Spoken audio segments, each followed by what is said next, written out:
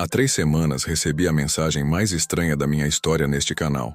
Era de uma mulher chamada Patrícia, doutora em psicologia. Ela havia assistido a alguns dos meus vídeos e escreveu algo que me deixou de início paralisado. A mensagem dizia: por favor, peço que não publique conteúdo sobre os escritos de Schopenhauer acerca das mulheres. Sei que você tem acesso a essa informação, mas revelá-la publicamente seria problemático para nós. No começo, pensei que fosse uma piada, uma tentativa de me testar. Mas nos dias que se seguiram, o impossível aconteceu.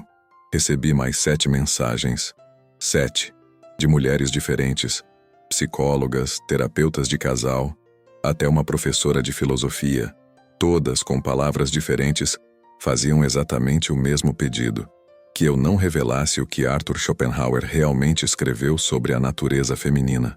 Uma terapeuta de Barcelona foi ainda mais direta: os homens não estão prontos para essa informação. E nós não estamos prontas para que eles a saibam. A minha curiosidade disparou. O que diabos Schopenhauer escreveu que era tão revelador, tão perigoso, que mesmo as mulheres mais educadas e conscientes do século XXI prefeririam mantê-lo oculto? Por que um filósofo alemão, que morreu há mais de 160 anos, documentou algo sobre a psicologia feminina com uma precisão tão desconfortável que as mulheres modernas profissionais da mente humana temem ativamente a sua difusão? Decidi investigar a fundo. Mergulhei nos textos originais, cruzei com pesquisas modernas e o que encontrei me deixou perplexo. Schopenhauer, há 2 séculos, havia identificado padrões de comportamento feminino tão específicos, tão proféticos, que parecem ter sido escritos ontem. A resposta para a pergunta, o que ele descobriu, pode mudar fundamentalmente como você enxerga todos os seus relacionamentos passados, presentes e futuros. Mas antes de mergulharmos neste conhecimento proibido, quero que você pare por um instante. Faça parte desta investigação comigo. Diga nos comentários seu nome. E qual o maior mistério? A maior barreira ou a maior frustração que você já enfrentou ao tentar, genuinamente, entender o comportamento feminino? Sua resposta é o primeiro passo. É o reconhecimento da névoa que pretendemos dissipar hoje. Vamos ser brutalmente honestos. Vivemos em uma era estranha. Uma era que prega a comunicação aberta, mas que, ao mesmo tempo, criou uma lista cada vez maior de tabus. E talvez o maior deles seja discutir, com honestidade e sem filtros ideológicos, as diferenças genuínas e profundas entre a psicologia masculina e a feminina. Tentar entender os relacionamentos sem falar sobre essas diferenças é como tentar entender a noite e o dia, proibindo a menção do sol e da lua. É um exercício de futilidade. E essa futilidade gera dor. Gera a dor daquele homem bom, que tenta de tudo, mas cujos relacionamentos sempre terminam da mesma forma inexplicável. Gera a frustração daquele marido que tenta resolver um problema com lógica e só piora a situação, sem entender por quê. Gera a solidão daquele jovem que acredita que cada mulher é um enigma indecifrável, quando, na verdade, ele está apenas ignorando os padrões documentados há séculos. O erro catastrófico da nossa cultura é assumir que reconhecer um padrão é o mesmo que criar um estereótipo negativo. Mas um mapa não é o território, e ignorar o mapa não torna a jornada mais segura. Apenas te deixa perdido. É aqui que entra a figura proibida de Arthur Schopenhauer. Um filósofo pessimista, sim, mas um observador implacável da realidade.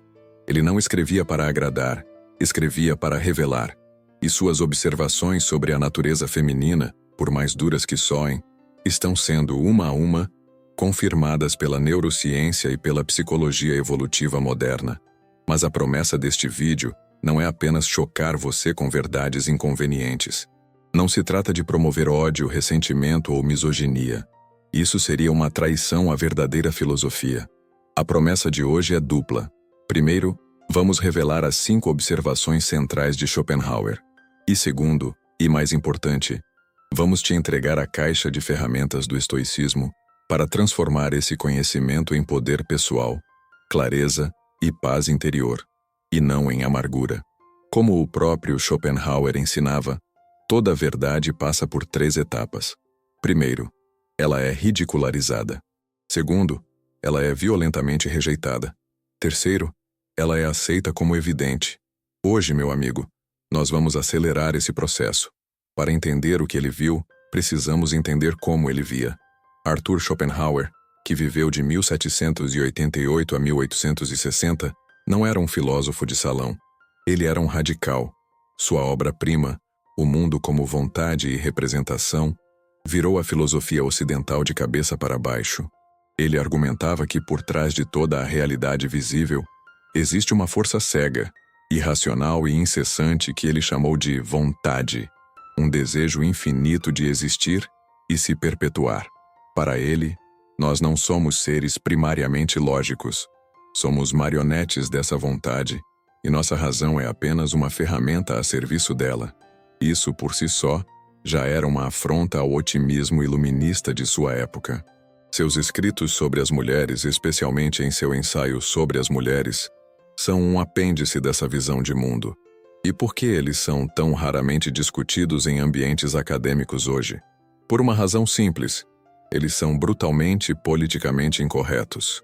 Eles colidem de frente com as narrativas modernas de que homens e mulheres são, em essência, psicologicamente idênticos, e que todas as diferenças são meras construções sociais.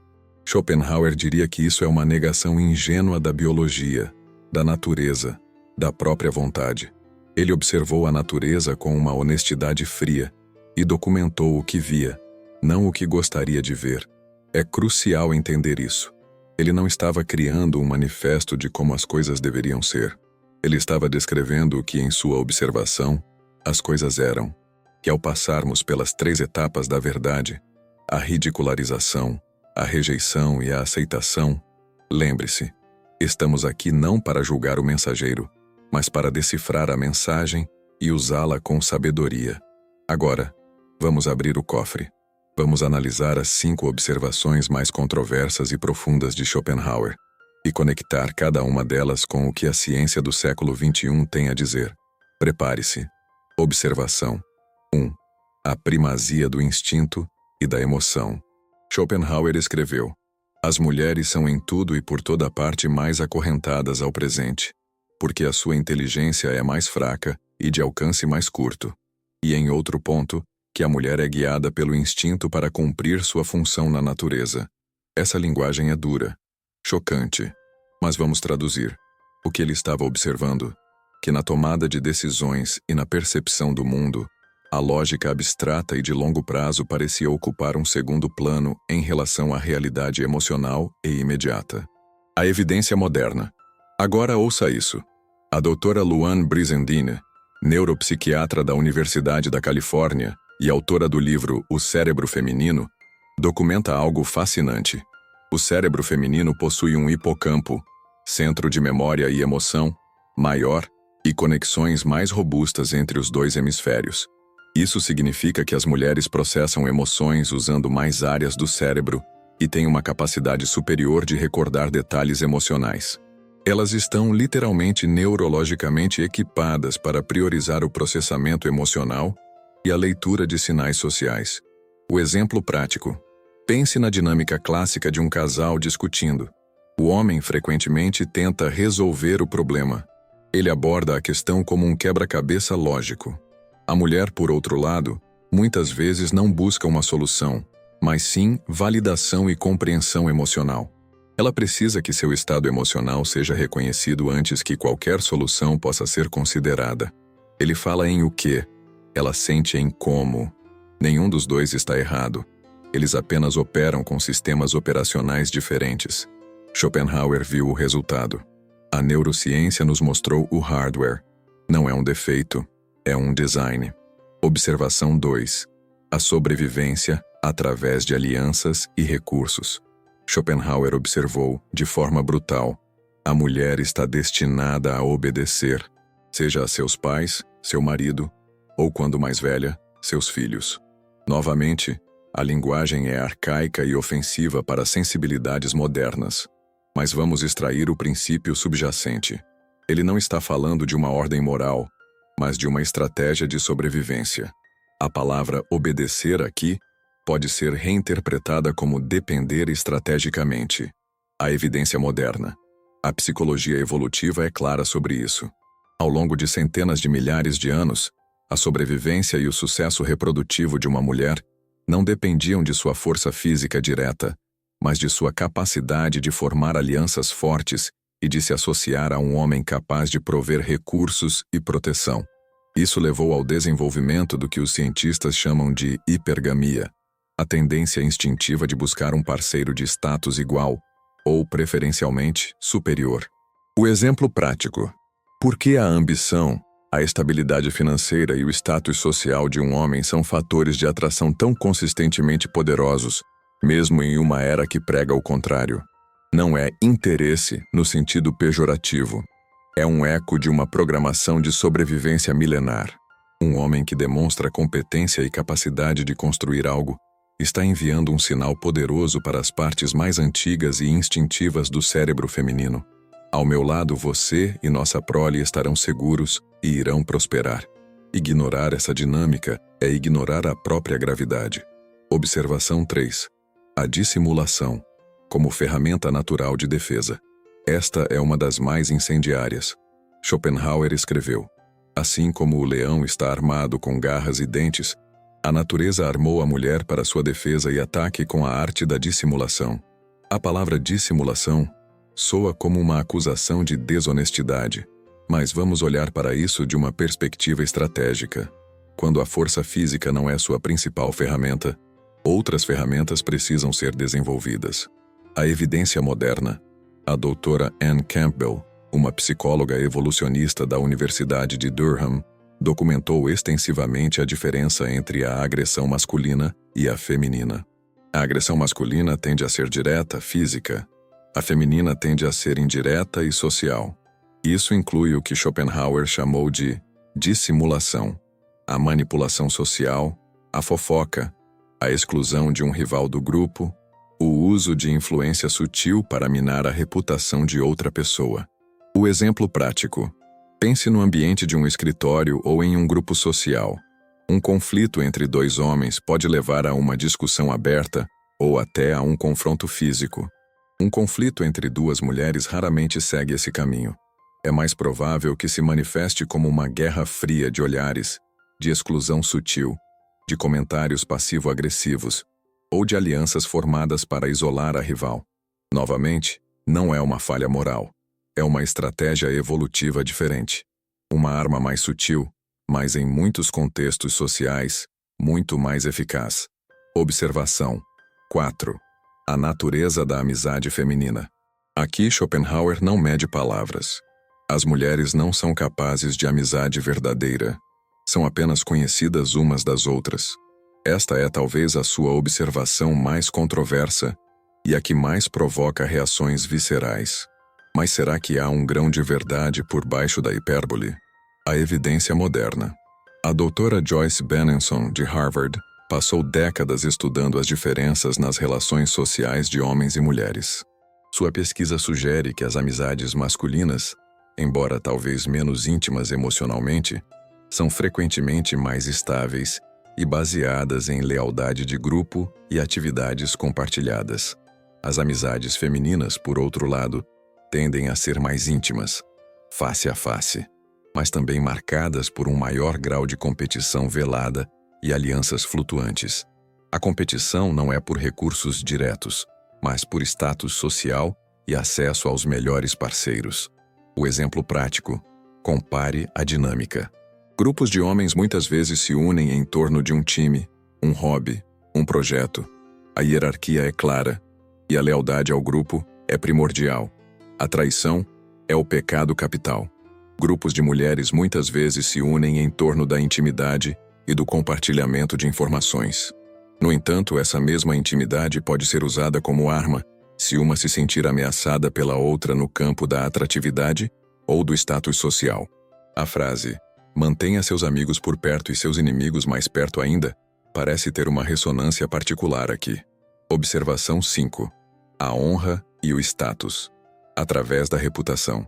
Finalmente, Schopenhauer observou: a honra de um homem reside naquilo que ele faz e no que lhe acontece. A honra de uma mulher reside principalmente no que se pensa dela. Em outras palavras, O status masculino é derivado da ação e da conquista. O status feminino é derivado da reputação e da percepção social. A evidência moderna. Historicamente, isso é inegável. O valor de um homem no mercado de acasalamento era seu histórico de conquistas. O valor de uma mulher era sua reputação, principalmente de fidelidade e virtude, o que sinalizava para um parceiro de alto valor que ele não estaria investindo recursos em uma prole que não era sua. O exemplo prático. Pense na era das redes sociais.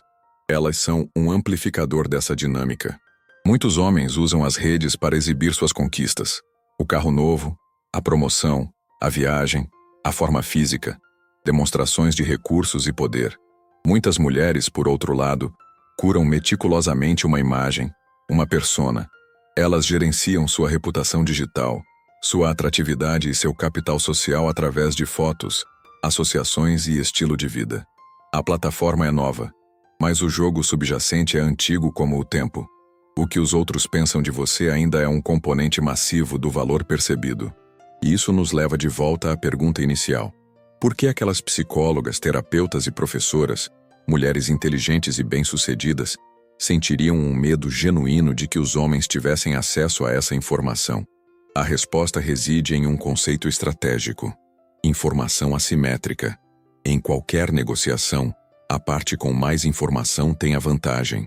Nos relacionamentos, por milênios, as mulheres operaram com um entendimento instintivo e profundo dessas dinâmicas, enquanto os homens, em grande parte, permaneceram no escuro, reagindo a estímulos que não compreendiam.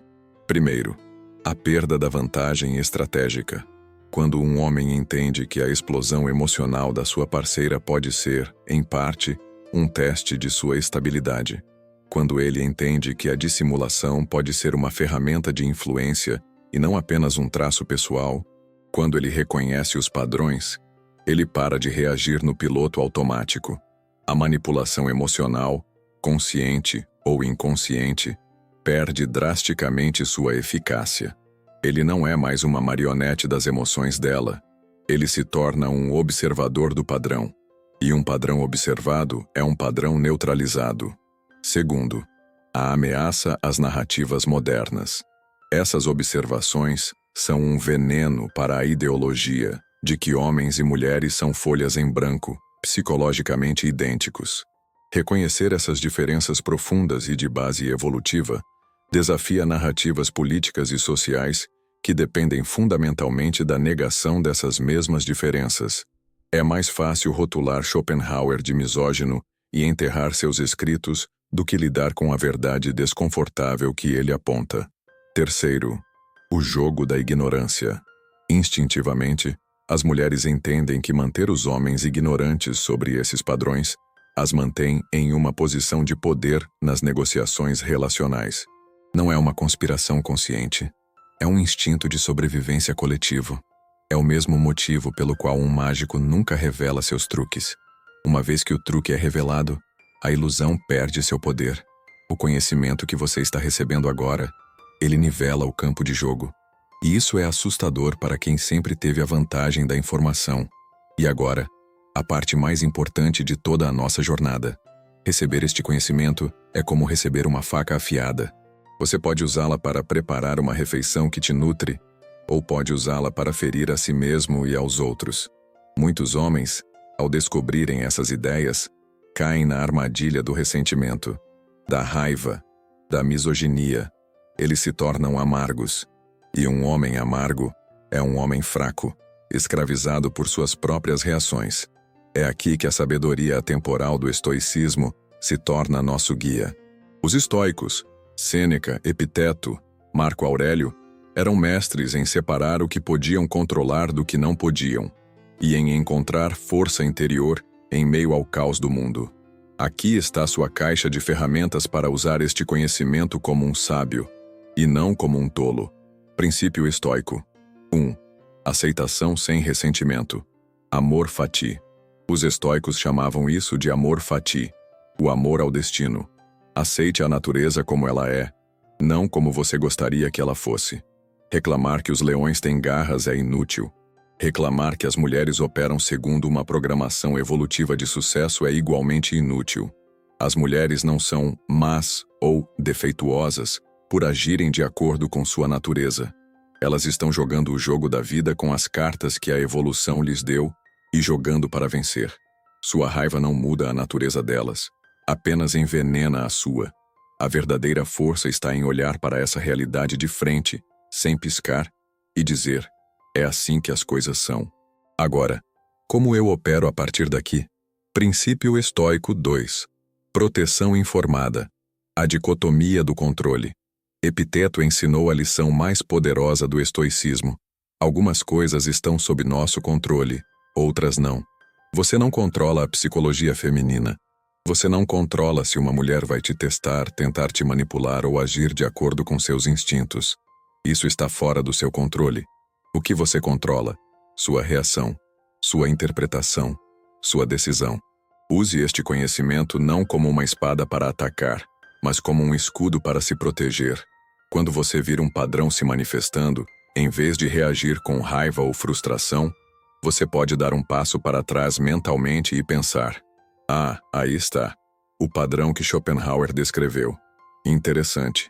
Nesse momento de não reação, você retoma todo o poder. Você está no controle de si mesmo, que é o único controle que importa. Princípio estoico. 3. Respeito pela natureza. O observador sábio. Em vez de criticar ou tentar mudar o que é imutável, um estoico busca entender e navegar com sabedoria. Marco Aurélio, em suas Meditações, constantemente se lembrava de ver as coisas de cima, como um observador imparcial do drama humano. Quando você desenvolve essa visão de cima, você para de levar as coisas para o lado pessoal. Aquele teste de congruência não é um ataque pessoal a você, é um mecanismo de triagem. Aquela necessidade de validação emocional não é uma falha, é uma necessidade neurológica. Ao entender a função por trás da ação, a frustração se dissolve e é substituída pela compreensão. E com a compreensão, vem a capacidade de navegar nessas águas com calma e propósito, em vez de se afogar nelas. E assim, nossa jornada nos leva de volta ao início, mas transformados. Partimos da curiosidade provocada por mensagens secretas. Mergulhamos nas observações proibidas de um filósofo destemido e emergimos com uma caixa de ferramentas estoica para lidar com essa verdade. A responsabilidade deste conhecimento agora é sua. A verdade, especialmente sobre a natureza humana, raramente é confortável. Ela nos força a abandonar nossas ilusões mais queridas. Mas ela tem uma qualidade redentora. Ela é libertadora. Este conhecimento não promete felicidade imediata ou relacionamentos fáceis. O que ele promete é algo muito mais valioso: o fim das ilusões destrutivas, o fim da confusão que te corrói por dentro. Ele te oferece a chance de parar de ser uma peça reativa e confusa no tabuleiro de xadrez dos relacionamentos e se tornar um jogador consciente, um observador sábio, um arquiteto da sua própria paz interior, independentemente do caos lá fora. Você deixa de ser uma vítima das circunstâncias para se tornar o mestre de suas respostas. Se esta jornada filosófica profunda abriu sua mente para perspectivas que você nunca havia considerado, se você sentiu um lampejo de clareza em meio à névoa, mostre seu apoio. Curta este vídeo, para que o algoritmo o mostre a mais homens que estão buscando essa mesma clareza. E mais importante, inscreva-se no canal e ative as notificações, pois nossa exploração está longe de terminar. No nosso próximo vídeo, vamos pegar esta teoria e torná-la ainda mais prática. Vamos analisar 3 cenários reais de relacionamentos modernos. A primeira briga, o ciúme, a perda de atração. E vamos desmontar, passo a passo, como um homem com o conhecimento de Schopenhauer e as ferramentas do estoicismo navegaria cada um deles. Será um guia de campo. Você não vai querer perder. E agora, eu deixo a pergunta final com você. Uma pergunta para você levar para o resto do seu dia, da sua semana. Você está preparado para a responsabilidade que vem com este entendimento? E mais importante, você pode usar este conhecimento para construir relacionamentos mais honestos, mais fortes e mais autênticos, em vez de usá-lo para criar divisão e amargura? A resposta definirá o tipo de homem que você se tornará. Pense sobre isso.